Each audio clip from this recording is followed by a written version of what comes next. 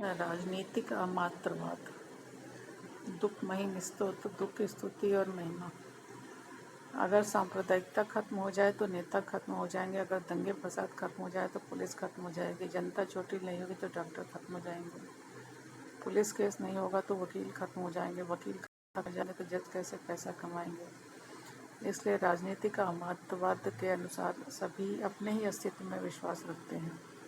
अहमवाद के अनुसार किसी और की मुसीबत में ही मेरी बरकत है, अतः मुसीबतें बरकरार रखी जानी चाहिए। दुख की स्तुति एवं महिमा। हमारा अस्तित्व आपसी निर्भरता का है, लेकिन यह निर्भरता दूसरों के दुख से संबंधित है।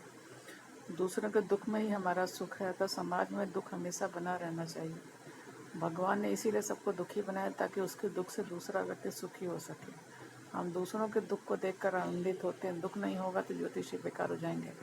पंडितों का अस्तित्व भी दुख से ही है। दुखी व्यक्ति ही ज़्यादा पूजा पाठ कराते हैं। बीमारियां ना हो तो डॉक्टर खत्म हो जाएंगे। भगवान ने इसीलिए सब कुछ सोच समझ कर बनाया। लोग कहते हैं कि भगवान की बनाई दुनिया में इतनी बुराइयां क्यों हैं, परंतु हर बुराई किसी न किसी के लिए अच्छी है।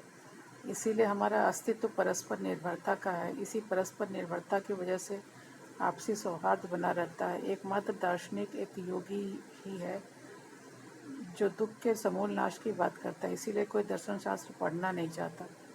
दुख से संसार है। राजनीतिक अमात्रवाद। दुख नहीं होगा तो लोग कर्म भी क्यों करेंगे। जैसे देवतागण कर्म नहीं करते और पुण्य खत्म होने पर वापस मर्त लोक में आ जाते हैं। लोग अज्ञानी नहीं होंगे तो शिक्षक क्या करेंगे।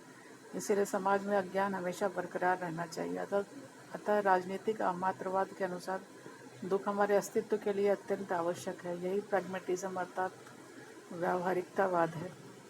हम हमेशा दुख की कामना करते हैं, अपने नहीं दूसरों के। अतः सामूहिक रूप से ईश्वर के पास दुख की इतनी मन्नतें आती हैं कि ईश्वर को दुख का अस्तित्व बनाए रखना पड़ता है। दुख हम सबकी सामूहिक प्रार्थना है, ऐसे में ईश्वर इससे इनकार नहीं कर सकते। चार्वाक भी कहता है कि दूसरों को दुखी करके अपनी मौज मस्ती में रहो। आज का समाज इसी को अपना आदर्श मानता है। गौतम बुद्ध, महावीर, शंकराचार्य इत्यादि ने दुख के मूल को समाप्त करने की शिक्षा दी, लेकिन लोगों ने उन्हें नकार दिया। लोगों का विश्वास दुख दूर करने में है, दुख का कारण दूर करने में नहीं। अतः इस दुख के अस्तित्व से ही हमारा अस्तित्व है, अन्यथा हम मुक्त हो जाएंगे।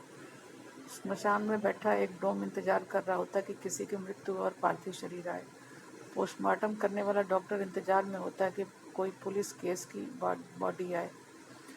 केमिस्ट इंतजार कर रहा होता है कि लोग बीमार हों और दवा की बिक्री बढ़े। इसीलिए फार्मास्यूटिकल कंपनियों ने कोरोना फैलाया ताकि दवाएं और वैक्सीन की बिक्री बढ़े। हर तरफ से दुख की दुआएं मांगी जा रही हैं। ऐसे में भगवान को दोषी नहीं ठहराया जा सकता। भगवान को अपनी सभी भक्तों की इच्छा पूरी करनी, वह भी इसीलिए तथास्तु कह रहे हैं। अमेरिका भी पूरे विश्व की बर्बादी चाहता है ताकि वह सुपर पावर बना रहे।